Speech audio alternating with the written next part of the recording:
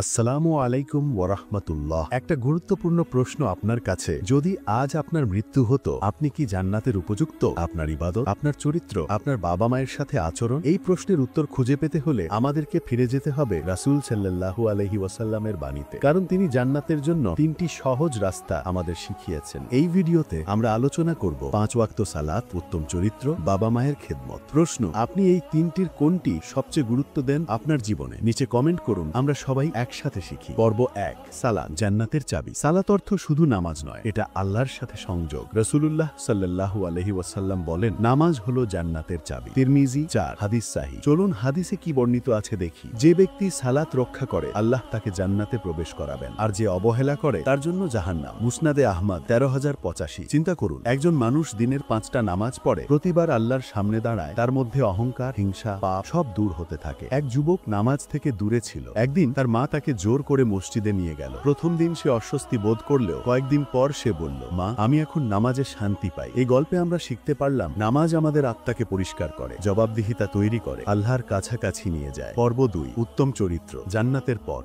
ইসলামের শুধুমাত্র ইবাদত নয়, মানুষের সাথে আচরণও পরিমাপক। রাসূলুল্লাহ সাল্লাল্লাহু আলাইহি ওয়াসাল্লাম বলেন, কিয়ামতের দিন আমার সবচেয়ে নিকটবর্তী ব্যক্তি হবে যার চরিত্র উত্তম। তিরমিজি 2018। চলুন হাদিসে কি বর্ণিত আছে দেখি। তোমরা যদি উত্তম চরিত্রের অধিকারী হও, তবে জান্নাত অবধি তোমাদের পথ সহজ হবে। বুখারী ও মুসলিম। চরিত্র শুধু রাগ না হওয়া নয়, এর মধ্যে আছে মাফ করে দেওয়া, অন্যের ভুল গোপন রাখা, হাসি মুখে কথা বলা, গীবত থেকে বাঁচা। এক বৃদ্ধা প্রতিদিন রাসূলের উপর ময়লা ফেলতেন। তিনি রাগ করেননি। একদিন ময়লা পড়ে না, রাসূল খোঁজ নিয়ে দেখেন তিনি অসুস্থ। তিনি তার দেখাশোনা করেন। বৃদ্ধা কাঁদলেন এবং ইসলাম গ্রহণ করলেন। এই গল্পে আমরা শিখতে পারলাম, উত্তম চরিত্র ইকুয়ালস টু দাওয়া। চরিত্র ভালো হলে মানুষ ইসলাম গ্রহণ করে, এটা সমাজের শুদ্ধতা আনে। ঠিক আছে। পর্ব 3, বাবা মায়ের খেদমত, জান্নাতের দুয়ার। কেউ যদি জান্নাত চায়, তার প্রথম দায়িত্ব হচ্ছে মা বাবার খেদমত। রাসূলুল্লাহ সাল্লাল্লাহু আলাইহি ওয়াসাল্লাম বলেন, জান্নাত মায়ের পায়ের নিচে। নাসাই 3104। চলুন হাদিসে কি বর্ণিত আছে দেখি। যার পিতামাতা জীবিত কিন্তু সে জান্নাতে যেতে পারল না, সে ধ্বংসপ্রাপ্ত। মুসলিম 2551। এখানে 551 অজুহাত। আমাদের কাছে সংস্কার নেই, আমরা টাউন কাজটিকে বোঝা ভাবি, অথচ